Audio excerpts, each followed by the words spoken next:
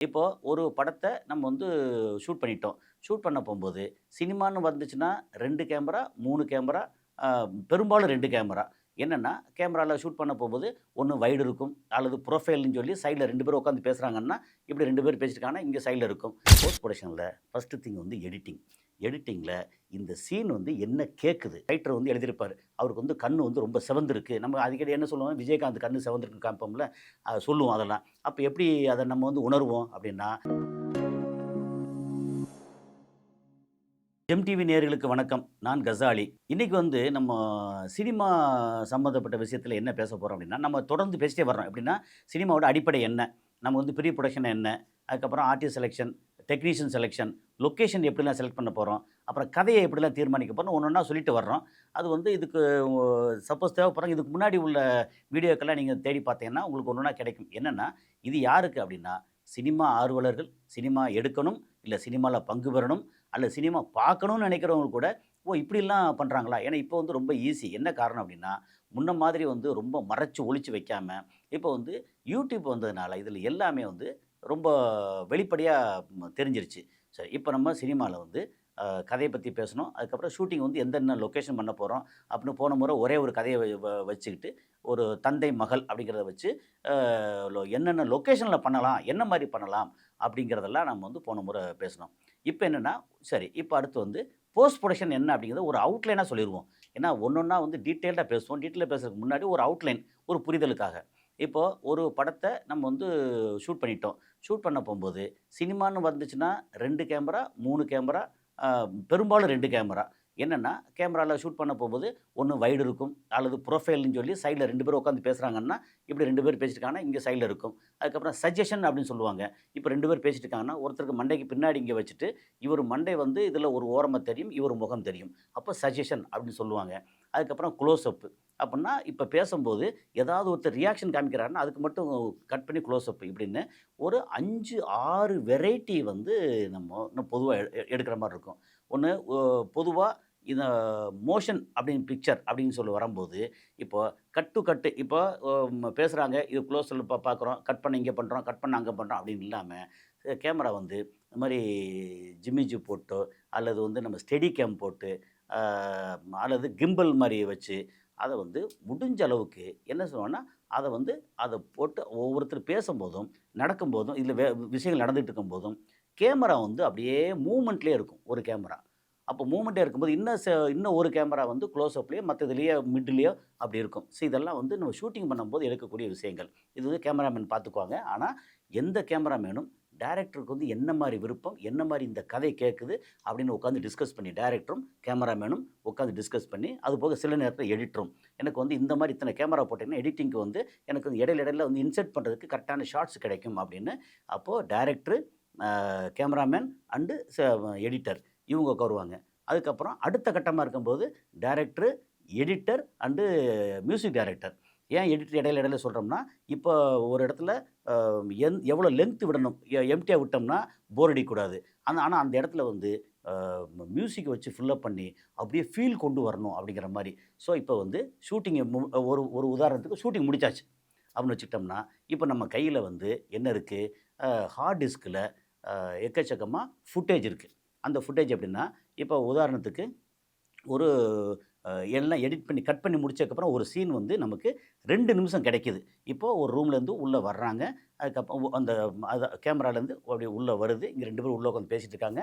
அப்போ இன்னொருத்தர் நடந்து உள்ள சேரணும். அப்போ 3 பேர் உட்காந்து பேச போறாங்க அப்படின்னு சொல்லியாச்சுன்னா, அதுக்கு முதல்ல அ ம வைடுல மாஸ்டர் ஷாட் அதெல்லாம் எடுக்கிறது. அதுக்கப்புறம் க்ளோஸ் அப். அப்ப எந்திரிச்சு நின்னு வாங்க வாங்கன்னு கை குடுக்குறது இப்படின்னு சொல்லி இந்த மாரி. அதுக்கப்புறம் எதுக்காக வந்தேன்? இப்ப கடன் கேட்க வந்தேனா? கடன் குடுக்க வந்தேனா? அல்லது வீட்ட வாங்க வந்தேனா? இல்ல வீட விலை பேச வந்தேனா? இல்ல மகள பொண்ணு கேட்டு வந்தேனா? இல்ல மகன மாப்பிள்ளை கேட்டு வந்தோமா? அப்படி என்ன வேணாலும் இருக்கலாம். அதாவது சீன்ல என்ன வேணாலும் இருக்கலாம்.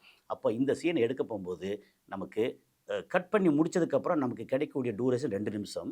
ஆனா, இந்த கேமரால ஃபுல்லா எடுத்து முடிக்கும்போது, அப்புறம் இன்னொரு எக்ஸ்ட்ரா கேமரா இங்க வச்சு ஒண்ணு எடுத்து, மொத்த ஃபுட்டேஜ் பார்த்தீங்கன்னா, இதுவே கிட்டத்தட்ட 20 நிமிஷம் நிக்கும்.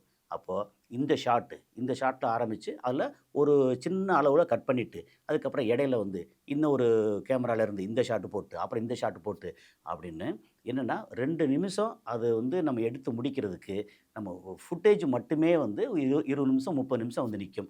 அத பூரா கட் பண்ணி எடுத்துட்டு அதெல்லாம் வேஸ்ட் கிடையாது. பட் அதெல்லாம் தேவைப்படும். தேவைப்படும்னா என்ன? சினிமால இது எல்லாம் எடுத்தா தான் நமக்கு வந்து ஷார்ப்பா என்ன தேவையோ அதுக்கு மட்டும் தேவைப்படும். அப்போ போஸ்ட் புரொடக்ஷன்ல ஃபர்ஸ்ட் திங் வந்து எடிட்டிங். எடிட்டிங்ல இந்த சீன் வந்து என்ன கேட்குது? இப்போ பரபரப்பான சீன்னா, கட்டு கட்டு அப்படியே வந்து ஒரு ஒரு 1 செகண்டுக்கு வருது, 2 செகண்டுக்கு 1 அப்படின்னு கட் பண்ணி சக்குன்னு மாத்தி போகும்.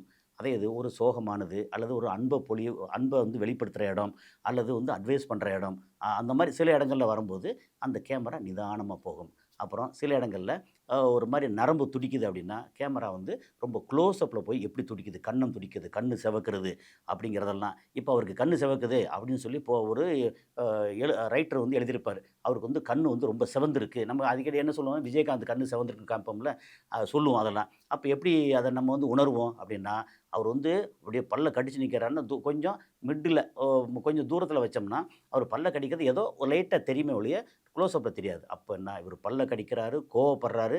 அந்த கோவப்படும்போது கண்ணு வந்து கோவப்பழமா சிவக்குது அப்படின்னா, அத வந்து பல்லு கடிக்கிறத க்ளோஸ் அப். அதுக்கப்புறம் கை வந்து ஒரு மாரி இறுக்கி போறது. அதுக்கப்புறம் கண்ணு வந்து அப்படி கோவப்பழம் மாரி சிவக்கிறது அப்படின்னு, இந்த மாரி கட் டூ கட் நெறைய வந்து ஷார்ட்ஸ் எல்லாத்தையும் எடுத்து அத வந்து கொண்டு வந்து சேர்க்கிறது. அப்போ எடிட்டிங் வந்து அந்த போஸ்ட் புரொடக்ஷன்ல ஃபர்ஸ்ட்டு திங் வந்து எடிட்டிங். எடிட்டிங் வந்து ஒரு ஒரு 60 உதாரணத்துக்கு எப்பவுமே ஒரு படத்துக்கு வந்து 60 சீன் கணக்கு சொல்லுவோம். 60, 65 சீனா இருக்கலாம், 55 இருக்கலாம், 70 இருக்கலாம். அப்புறம் எ ஒ ஒரு ஒ ஒ 2 மணி நேரம் ஆவரேஜா 2 மணி நேரத்துலேருந்து 2 1/4 மணி நேரம், 2 1/2 மணி நேரம் அப்படின்னு சொல்லி வரலாம். ஸோ எடிட் பண்ணியாச்சு அப்படின்னு முடிவு பண்ணிக்கிருவோம். எடிட் பண்ணதுக்கப்புறம் ஆர்டர் அரேஞ்ச்மென்ட் இருக்கு. நமக்கு வந்து ஒன்லைன் போட்டிருப்போம். முதல்ல கதையில ஏற்கனவே பேசியிருக்கோம். ஒன்லைன் வந்து இங்க ஆரம்பிச்சு இப்படி பண்ணாங்க, போனாங்க, வந்தாங்க, இப்படி செஞ்சாங்க, சண்டை போட்டாங்க, இப்படி சொன்னாங்க, பிரிஞ்சாங்க, வந்தாங்க, இன்டர்வல். அதுக்கப்புறம் இந்த மாரி வந்து போட்டு அந்த ஒன்லைன் இருக்குல்லையா, அந்த ஒன்லைன் ஆர்டர வச்சு அ எடிட் பண்ண நம்ம சீனு, ஷார்ட்ஸ் எல்லாம் எடுத்து கட் பண்ணி வச்சு, சில நேரத்தில வந்து எங்கேயோ இருக்கிற வேற ஒரு சீன்ல இருக்கிற ஒரு சின்ன ஷாட் எடுத்து தூக்கி இங்க வச்ச உடனே அதோட கலரே மாறும் அப்படின்னு எடிட்டிங் இருக்கு இல்லையா? அது வந்து சினிமால ஒரு மிகப்பெரிய மேஜிக் நிகழ்த்தும். அந்த எடிட்டிங் வந்து இப்போ சப்போஸ் முடிக்கிறது ஒரு மாரி 60 சீன வச்சு முடிச்சாச்சு. ஆவரேஜா 2 நிமிஷம் அப்படின்னு கணக்கு பண்ணா 120 நிமிஷம். அதாவது 2 மணி நேரம். இந்த எடிட் பண்ணும்போது 2 மணி நேரங்கிறது வந்து 2 1/4 மணி நேரம் படம் வந்து நிக்குது. அல்லது 2 1/2 மணி நேரம் படமா இருக்கு. ஃபர்ஸ்ட் எடிட்டிங் வரும்போது கொஞ்சம் லென்த்தியா விட்டு வச்சிருப்போம். அப்படி 2 1/2 மணி நேரம் படமா இருக்கு. அப்புறம் என்ன செய்வோம்னா, அந்த எடிட் பண்ணதுக்கப்புறம் அது வந்து வாய்ஸ் இருக்கு இல்லையா? அது வந்து ஒரிஜினல் வாய்ஸா இருக்கும். லைவ் வாய்ஸா இருக்கும். ஸோ அந்த வாய்ஸு அத வந்து டப்பிங் ரூம்ல வச்சு, அது வந்து ம பிக்சர்ல திரையில ஓடும் அங்க. அத பார்த்துக்கிட்டு, அது வாய்ஸ் வந்து என்னன்னா, அதுக்கு என்ன வாய்ஸ்ன்னு பைலட் வாய்ஸ் இருக்கும். அந்த வாய்ஸ வச்சு அவங்க நடிச்சவங்களே அத பார்த்துக்கிட்டே அந்த பிக்சர இதில டிவிலயோ அல்லது ஸ்க்ரீன்லயோ பார்த்துக்கிட்டே பேசுவாங்க. அப்படி இல்ல அப்படின்னா, சொல்ல சொல்ல வந்து பேப்பர்ல பார்த்துக்கிட்டு என்ன உண்டோ அதுக்கு ஏத்த மாரி ஏத்தி இறக்கத்தோட பேசுவாங்க. அப்போ அங்க வந்து என்ஜினியர் ரூம்ல அவரு ம இந்த வாய்ஸ் எல்லாம் கேப்சர் பண்ணி, அது எங்கெங்க கரெக்ட்டா வந்து போஸ்ட் பண்ணணுமோ, அத அவர் என்ஜினியர் வேல கரெக்ட்டா பார்த்துட்டு இருப்பாரு.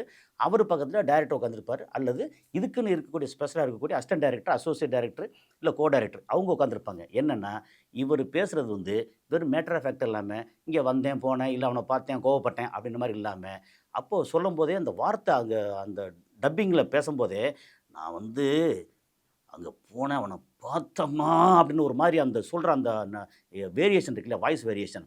அவன அந்நேரம் நான் வந்து அப்படியே வந்து அந்த மாரி சொல்லக்கூடிய அந்த வார்த்தைகள் இருக்கு இல்லையா, அதெல்லாம் அந்த உணர்ச்சி பொங்க அங்க பேசணும். அந்த பேச்செல்லாம் கரெக்ட்டா உணர்ச்சி பொங்க பேசுறாங்களா? அப்படிங்கிறது என்ஜினியருக்கு வந்து தெரிஞ்சா கூட அவர் முடிவு பண்றதில்ல. அதாவது எந்த இடத்துல அது கரெக்ட்டா டூரேஷன் கரெக்ட்டா இருக்கா? அப்படிங்கிறத அவரு பார்ப்பாரு. ஆனா, அந்த உணர்ச்சி பொங்க பேசுறாரா? அப்படிங்கிறத அவரு டைரக்டர் உட்கார்ந்து பார்ப்பாரு. அல்லது டைரக்டரோ இது சம்மந்தப்பட்ட அசோசியேட் டைரக்டர் இவங்க உட்கார்ந்து பார்ப்பாங்க இதுக்குன்னு.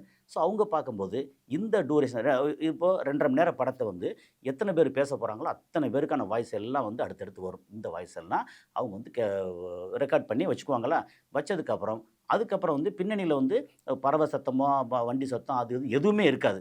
அப்படி இருக்க இடத்துல ஒன்லி இந்த படம் ஓடிக்கிட்டு இருக்கும். இந்த வாய்ஸ் மட்டும் கிளியரா தனியா தெரியும். அப்ப அத வச்சு ஃபுல்லா ஓட்டி பார்க்குறது. ஓட்டி பார்க்கும்போது நமக்கு நம்ம எடுத்த படம், அதுக்கப்புறம் எடிட் பண்ணதுக்கப்புறம் இந்த வாய்ஸ வச்சு நமக்கு எப்படி இருக்குன்னு வந்து படத்த பார்க்குறது. பார்த்ததுக்கப்புறம் திரும்ப வந்து எடிட் பண்ணணுமா? அதை வந்து இன்னும் கொஞ்சம் ஷார்ட் பண்ணணுமா, இல்லை இந்த சீனில் வந்து இது ரொம்ப தேவையில்லாமல் இருக்குது, இந்த சீனில் இது கொஞ்சம் பத்தாமல் இருக்குது, ஏதோ ஒரு விஷயம் மிஸ் ஆகுது. அப்போ வந்து கிளாஷ் ஒர்க்குன்னு சொல்லி திரும்ப வேறு ஏதாவது நம்ம எடுத்து வச்சுருக்கோமா, அதுலேருந்து ஃபுட்டேஜ்லேருந்து எடுத்து உள்ளே சொருகணுமா அப்படின்னு எல்லாத்தையும் வந்து இதெல்லாம் பார்த்துட்டு, அடுத்த கட்டம் என்னென்னா எஸ்எஃப்எக்ஸ்ன்னு சொல்லி சவுண்ட் எஃபெக்ட். இப்போ வந்து என்னென்னா ஒவ்வொரு சீனுக்குமே இந்த சீன் வந்து எங்கே ஆரம்பிக்குது. இப்போ உதாரணத்துக்கு ஒரு நல்ல ஒரு பங்களா. பங்களாவுக்கு வெளியில் நாய் கட்டி கிடக்கு, மாடு இருக்குது, மாடு இல்லை நாய் கட்டி கிடக்கு, பூனை அங்கிட்டு போய்கிட்டு இருக்கு. வெளியில் வந்து ரோட்டில் மாடு போகுது, பைக்கு போகுது. பக்கத்தில் மேலேருந்து பார்த்தா ஒரு ஏர்போர்ட்டில் இல்லை ஃப்ளைட் வந்து ஓரளவு லோ லெவலில் ஃப்ளைட்டு போகுது, இல்லை பஸ்ஸு போகுது. அந்த பக்கம் பசங்க வந்து ஆவுன்னு கத்திட்டு போகிறாங்க அப்படின்னா, அதுக்கப்புறம் மரம் இருக்குது, எல்லாருக்கும் காற்றடிக்குது அப்படின்னா, இந்த காற்று, பஸ்ஸு போகிற சத்தம், பைக்கு போகிற சத்தம், பறவை சத்தம், இந்த நாய் வந்து குலைக்கிற சத்தம், அல்லது மேலே ஃப்ளைட்டு போனால் ஃப்ளைட் வந்து அப்படி ஆரம்பித்து போகிற சத்தம், இது எல்லாம் வந்து அங்கே அத்தனை சத்தத்தையும் அதில் அப்படி கேப்சர், அதில் வந்து உள்ள லைவில் ஆல்ரெடி கையில் இருக்கும். ப்ளஸ் வந்து சில விஷயங்கள் லைவில் போடுறது, இதெல்லாம் சேர்த்து எஸ்எஃப்எக்ஸ்ன்னு சொல்லி சொல்லுவாங்க. அதுக்கப்புறம் வந்து இதெல்லாம் போட்டு முடிச்சதுக்கப்புறம் அதை திரும்ப ஒரு வாட்டி படம் பார்க்கும்போது இவங்க பேசுகிற பேச்சுக்கும் பின்னணியில் வந்து அந்த எஃபெக்டோட, இது பேர் வந்து சவுண்ட் எஃபெக்ட், இந்த எஃபெக்டோட பார்க்கும்போது கொஞ்சம் பெட்டராக தெரியும். இதுக்கு அடுத்த கட்டம் என்ன அப்படின்னு சொல்லியாச்சுன்னா, நமக்கு வந்து ரீ ரெக்கார்டிங். படத்தில் வந்து ஒரு சில இடங்களில் இவங்க பேசுவாங்க, பேசி முடித்து எஃபெக்டெல்லாம் எஃபெக்ட் இருக்கும். இந்த நேரத்தில் இவங்க சோகமாக இருக்காங்க அப்படிங்கிறதுக்கு பின்னணியில் வந்து ஒரு வயலினோ அல்லது ஒரு ஃப்ளூட்டோ அல்லது வேறு மாதிரி ஒரு மாதிரி ஒரு சோகமான இசையை வந்து லேசாக அப்படி கொண்டு வந்து சேர்க்குறது, அல்லது வேகமாக போகணும் அப்படின்னா பர்ற பர்ற பர்ற பர்றன்னு போகிறத வந்து ஒரு குரூப் வயலின், இந்த வயலின் வச்சு வேகமாக அப்படின்னு போகிறது எல்லாமே இந்த ரீ ரெக்கார்டிங் வாய்ஸில் இந்த இன்ஸ்ட்ருமெண்ட்டில் சொல்கிறது. அதை வந்து எங்கெங்கே என்னென்ன வேணுமோ அதெல்லாம் போட்டு அதை வந்து ஃபில்லப் பண்ணுறது. இதெல்லாம் ஃபில்லப் பண்ணி முடிச்சதுக்கப்புறம் எல்லாம் வந்து ஒரே அளவுக்கு ஃப்ளாட்டாக நிற்கும். ஸோ அப்போ என்னென்னா எடிட்டிங், டப்பிங், சவுண்ட் எஃபெக்ட்டு, ரீ ரெக்கார்டிங், இந்த 4ம் இதில் வந்து சேர்ந்துச்சுன்னா இது எல்லாமே சவுண்டுக்கானது. ஓகே, ஒலி குரலுக்கானது. ஆனால் இதுக்கப்புறம் வந்து போஸ்ட் ப்ரொடக்ஷனில் இன்னொன்று விஷுவலுக்கான ஒன்று இருக்குது. இப்போ இதை வந்து அடுத்தடுத்த டீட்டெயிலில் பேசும். ஏன்னா இதை வந்து ஒரு அவுட்லைன் பேசிட்டோம்னா அடுத்து ஒன்னொன்றுக்கும் டீட்டெயில் பேசணும். அந்த டீட்டெயில் பேசும்போது நமக்கு புரிதல் கொஞ்சம் ஈஸியாக இருக்கும். ஸோ அடுத்த ஒரு காணொளியில் சந்திப்போம். நன்றி.